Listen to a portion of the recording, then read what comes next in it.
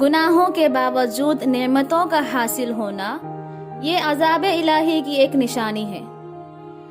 علامہ ابن قیم رحمہ اللہ فرماتے ہیں کہ اللہ تعالیٰ اپنے جس بندے سے محبت کرتا ہے تو اس کی معمولی غلطی اور لغزش پر بھی اس کی تعریف اور سرزنش کرتا رہتا ہے، جس کی وجہ سے وہ مومن بندہ برابر چاق و چوبند رہتا ہے۔ مگر جو بندہ اللہ کی نگاہوں سے گر کر بے وقت ہو جاتا ہے تو اللہ تعالیٰ اسے اس کے گناہوں کے درمیان چھوڑ دیتا ہے۔ چنانچہ ایسا شخص جب بھی کوئی گناہ کرتا ہے تو اللہ تعالیٰ اسے کوئی نہ کوئی نعمت عطا فرماتا ہے، اور یہ نادان سمجھتا ہے کہ یہ اس کے لیے اللہ تعالیٰ کی طرف سے نوازش و تکریم ہے، حالانکہ اسے نہیں معلوم کہ در حقیقت یہی عین ذلت و رسوائی ہے، اور اللہ تعالیٰ اسے ڈھیل دے کر سخت عذاب سے دوچار کرنا چاہتا ہے۔